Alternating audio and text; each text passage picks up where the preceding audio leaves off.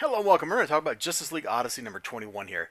It's kind of a cool cover, right? You got Darkseid there. He's like got the planet in his hands, like he's going to crush it or control it, or you know, like that is a real sense of power that this character, being essentially like the ultimate evil of the DC Comics universe, the power that this character has.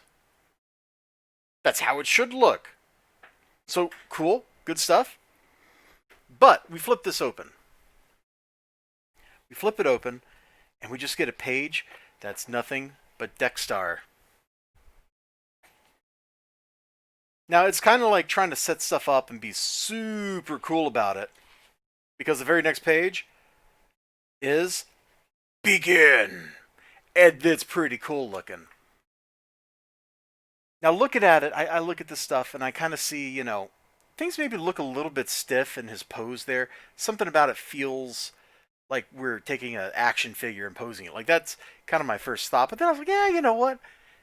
Look at all this crazy stuff. It is cool. You got these awesome lines rating out. You got these electrical crackle things going everywhere. Looks pretty cool.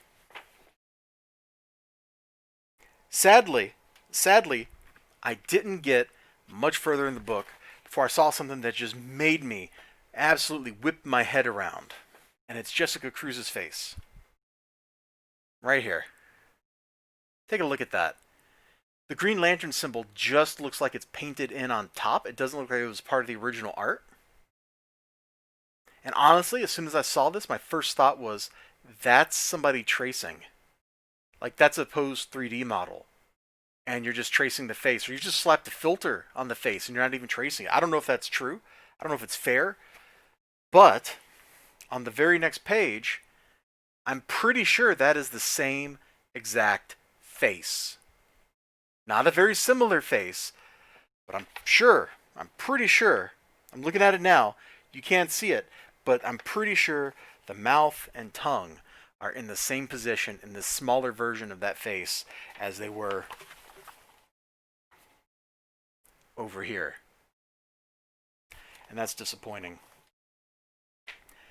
That is, oh man, I put a crink in my book.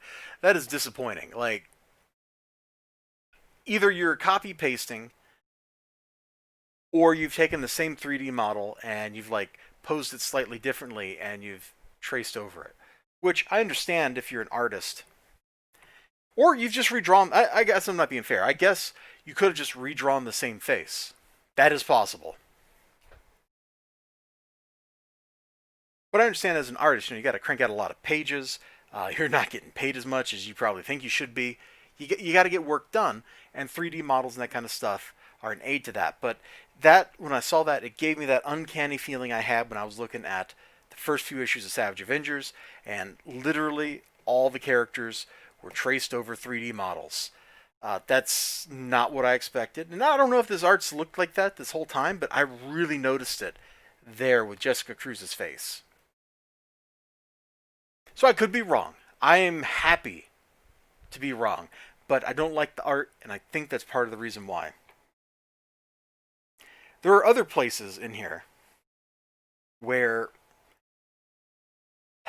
it's like, okay, if you've ever seen some of Alex Ross's work, you know he can draw things that are beautifully statuesque. Like, his superheroes look super. Superman looks like Superman. It's iconic when he's like standing there, chin up, facing towards the future and danger.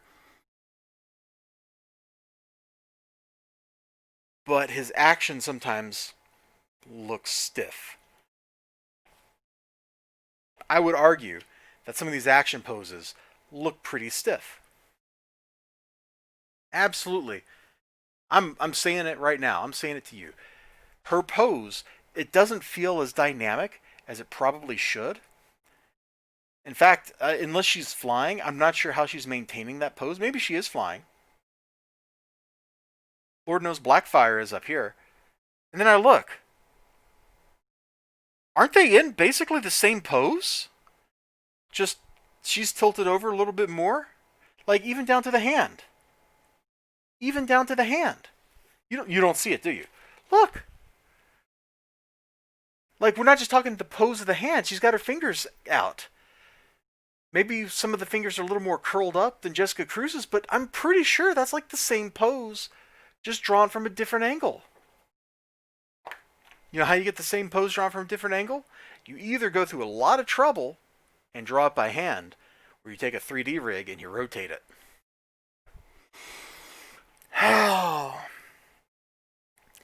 And that stuff just took me completely out of the action scene. And I shouldn't have been taken out of the action scene because there's some really cool stuff in this book. I'm not going to show it to you, but like the very next page has a great use of Epic's powers, of time manipulation. It's really clever, and it's one of the few times that I think. No, I can't say because that will spoil things. That will spoil things. But I think the use of something that I complain about on that page is okay because it's explainable by the powers. Like, it makes absolute sense there. So the art totally took me out. The writing really feels like we're just kind of drawing stuff out. I feel like this fight should have just been completely resolved in this issue. There was absolutely no need for the cliffhanger where it was. I mean, maybe next issue I'll understand why they chose to do what they did, but it really feels like we cut away from the coolest of cool stuff right when it was being super cool. I mean, you don't know what I'm talking about, but if you read the book, I think you'll understand what I'm talking about. And if you don't read the book, it doesn't matter, so who cares? So can I really recommend this? Like, it's okay. Is it worth what I'm paying for it? Given some of the prices I pay for things sometimes, I guess sure, probably, but that's not really a ringing endorsement of the book, is it? Oh yeah, it sure probably is okay. No, that's not exactly, being like, yes, Justice League Odyssey is amazing. Look at this fantasticness.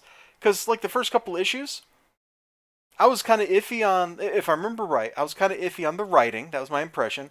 But I loved like Mr. Cedric's art. Like, it was gorgeous looking. And then they changed writers to Dan Abnett, and I got my hopes back up to like, yeah, this is going to get good. But it feels like we're just dragging. I don't know how else to put it. It's slow. I feel like this whole encounter probably should have been wrapped up like last issue. That seems crazy, but that is exactly how I feel. Like, this stuff, this particular thing that's going on, is taking too long. I need some kind of resolution. And since this is an ongoing, we're probably not going to get that resolution until all the other crazy Year of the Villain stuff resolves, whatever month that happens to happen in. I have no idea, like, what the publishing plans is for those kinds of things. But I feel like that's when I'm finally going to get my closure, like, say, 6 months from now when it's over. And that's a long time, because let's say that their plan here works and they stop Darkseid, right? He's going to escape somehow. Or there's going to be a bigger, even worse threat that they have to deal with. And it's just going to keep going. Because they've got, Darkseid and his new gods on one side. On their side, they have Orion, who is just, a new god. He's Darkseid's son. And then there's also the wild card of what the Eschaton thing is going to do. Like, is it going to just go peacefully into that good night when this is resolved? Is it going to want to go on an eating rampage later? Is it, like, what is going on with that thing? It's just the cube in the hold of the ship, right? At least it was for several issues, because it went to sleep, and it's apparently the manifestation of all Eschaton put into one, like, single entity. How that works, I don't know, but I don't write this stuff, man.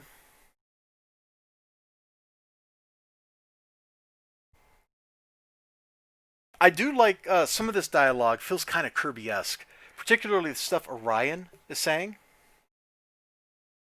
My accursed father respects warriors, Gamma Knife. Martial defiance will draw him out. He will want to finish us himself. Like that sounds pretty Kirby-esque, and since it's a new god, it should sound pretty Kirby-esque. So I do appreciate that. All right, I'm going to get out of here. I've been kind of rambling and just like furrowing my brow and going, do I really want to say some of these things I'm saying? The answer is, yeah, I got to tell you. I got to tell you the truth. I got to tell you how I feel about something, because if I'm not honest with you, then what good am I? What good is this review? The answer is it's no good for anybody. So you all take care of yourself. Remember to like, comment, subscribe. And I sure hope to see you again next time. Until then, bye-bye.